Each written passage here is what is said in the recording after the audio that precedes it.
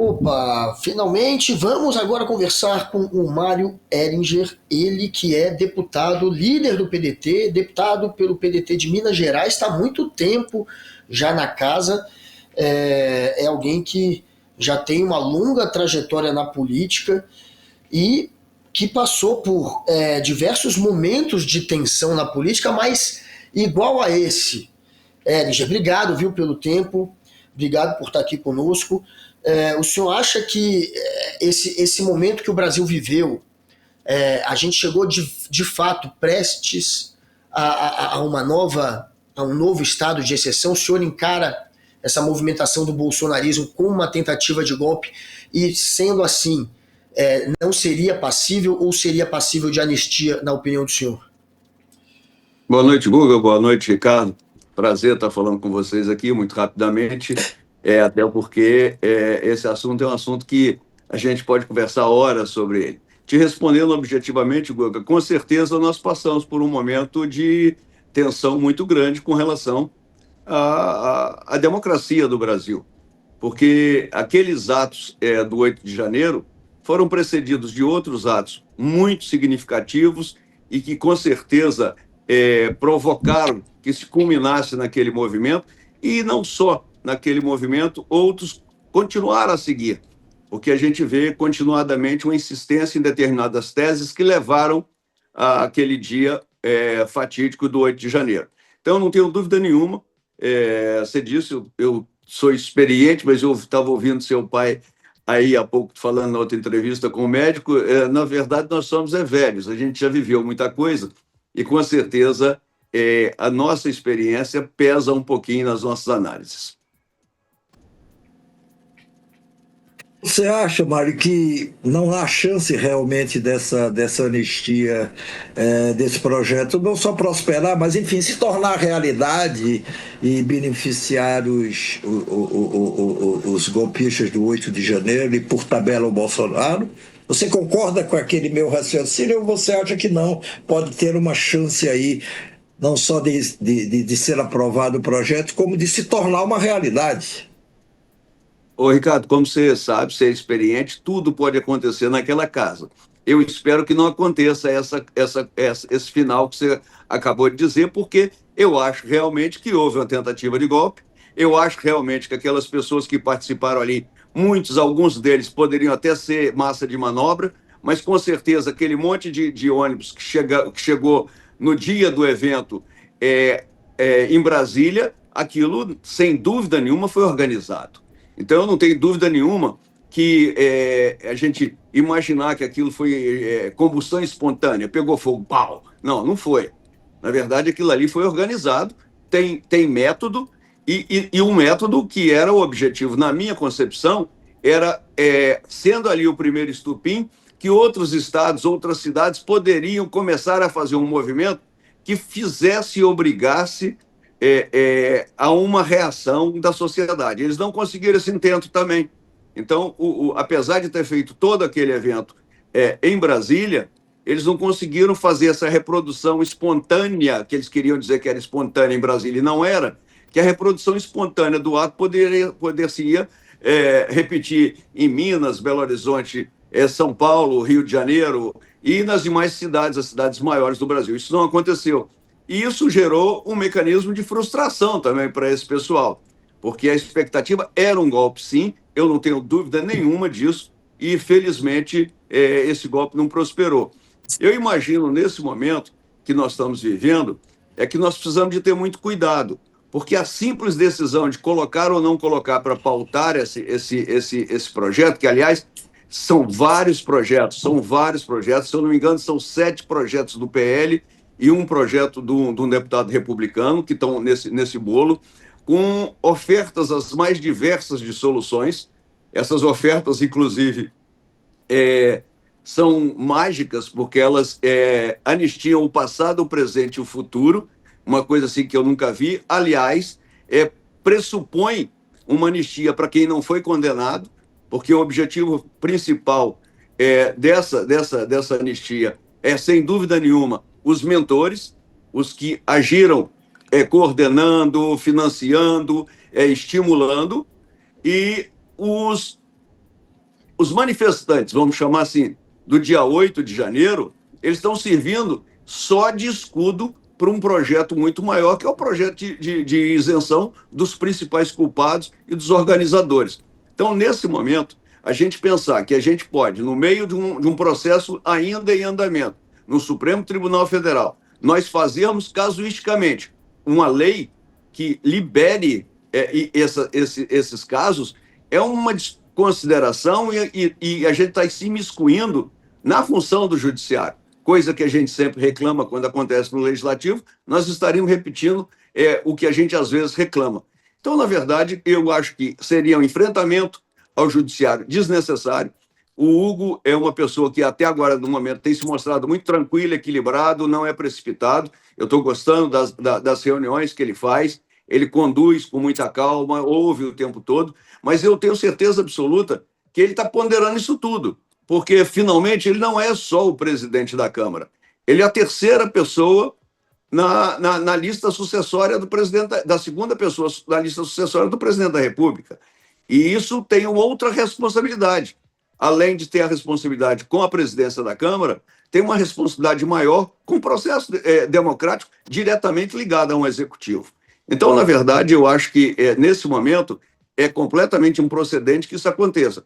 Na minha expectativa, e entendendo a sociedade hoje, dizendo, e ao coitado daquelas pessoas, sinceramente, eu até sinto pena, mas eu não vejo como que a gente possa passar por cima da lei para que as coisas sejam baseadas em pena, em coitados. Infelizmente fizeram, tem que arcar com a responsabilidade que fizeram. Eu não quero particularizar um caso ou outro, porque foram centenas, milhares de pessoas que fizeram, mas com certeza não dá para simplesmente dizer assim, ó, não aconteceu, está todo mundo perdoado e a gente vai continuar assim. Então é um momento de muita reflexão, apresentar as assinaturas, o Noblar. O Noblar, né, são dois aí, né? Eu tenho que cuidar aqui. Apresentar as assinaturas, eu acho até que você tem razão. Essa apresentação hoje, eu acho que ela é uma vacina para impedir ou para atrapalhar que as assinaturas sejam retiradas. Mas nada impede que essas assinaturas sejam retiradas, e mesmo com assinaturas, nada obriga o presidente a pautar essa urgência, até porque o poder é discricionário, é só o presidente, não é nem a mesa diretora, isso é um poder do presidente, só o presidente pode fazer, ninguém tem injunção sobre isso. E nós, que somos membros do Colégio de Líderes, também não temos. O que a gente vai fazer lá no Colégio de Líderes é debater se pode ou se não pode. O Hugo Mota, num determinado momento, e foi muito bom quando ele entrou, ele começou a reestabelecer o rito que aquela casa precisa ter, acabando lá de cara com a votação de projetos de urgência, porque tudo virou urgência e os processos e os projetos não passam mais pelas comissões. Então, para valorizar as comissões, para reforçar o debate, ele tirou isso lá no início do mandato dele de presidente. E agora, entrar de novo, fazer uma aprovação casuística de uma urgência nesse momento, não leva a nada. Até porque, se a urgência tem 2.000 projetos, mais de 2.000 projetos, com aprovação de urgência na Câmara. Então, vamos votar na ordem. E até que esses 2.000 sejam votados, a gente espera a anistia. Porque improcede isso, entendeu? Então, na verdade, eu não vejo qualquer possibilidade. Eu entendo que a luta que o Sóstenes faz, porque ele realmente é um líder diligente, trabalhador, que a luta que ele faz é uma luta política, mas eu não vejo viabilidade nenhuma desse projeto prosperar na Câmara. E em prosperando na Câmara, eu acho que ele vai ter dificuldade no Senado, como você mesmo disse, até porque Davi Alcolumbre já disse que não coloca para votar. Ele vai ter dificuldade com a sanção presidencial, ele vai ter dificuldade com o Supremo. E eu não vejo um momento como um motivo bom para a gente aumentar a nossa crise institucional entre os três poderes.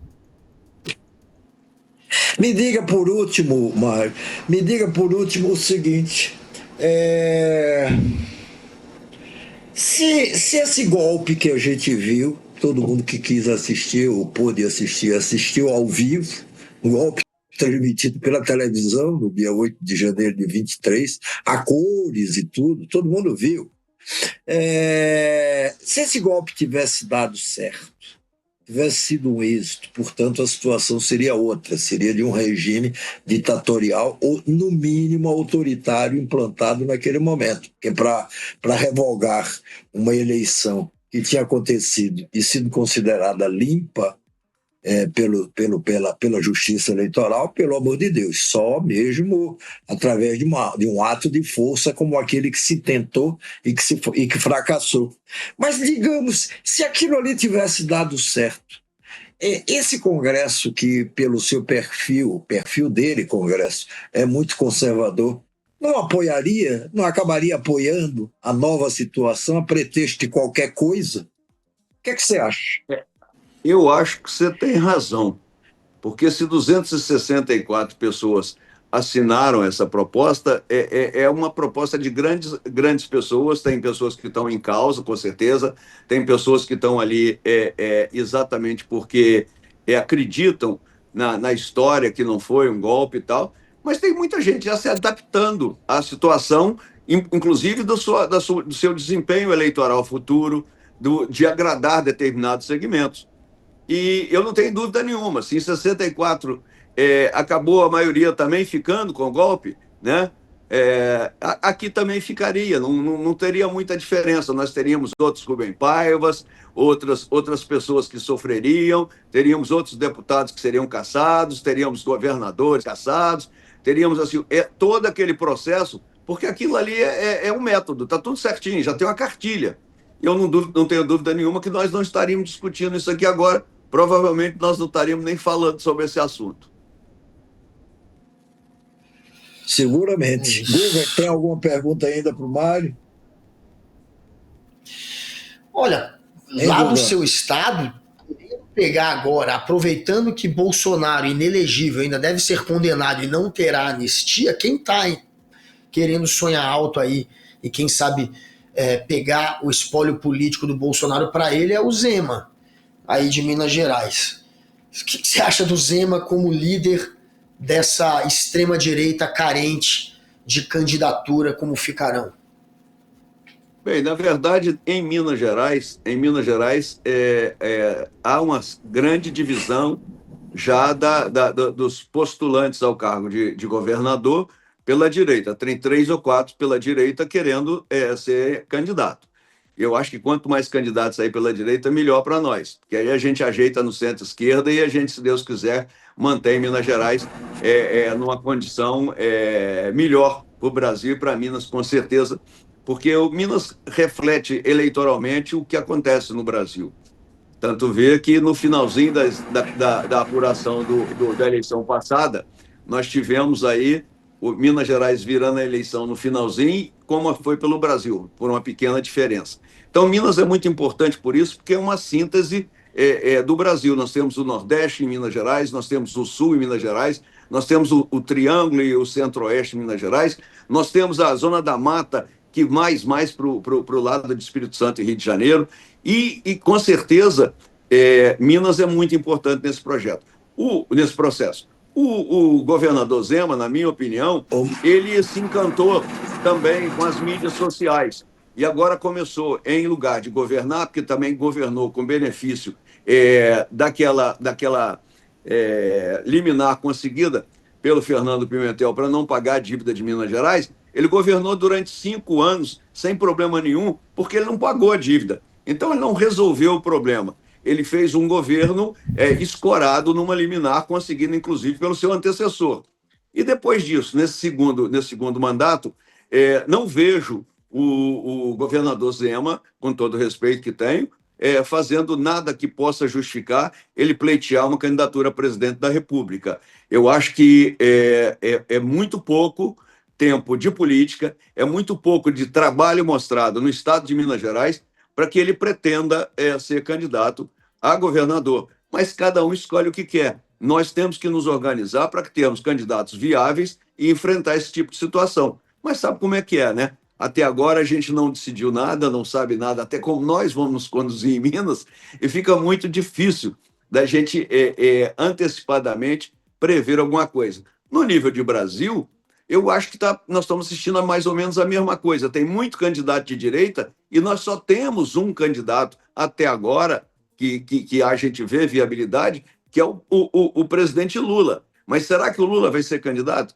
Será que o Lula vai estar com saúde adequada? Será que o Lula, por estar muito feliz, estar numa vida pessoal boa, será que ele vai querer voltar a essa situação? O Lula, nesse terceiro mandato, já mostra uma certa inapetência para as relações políticas pessoais, que ele sempre fez muito bem.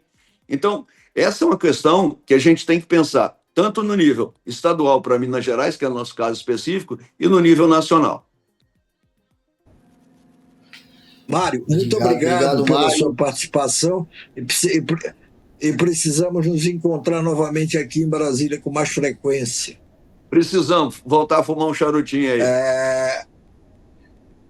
Vamos fazer isso. Obrigado, Um abraço Mário. para você. Abração, fica com Deus todos.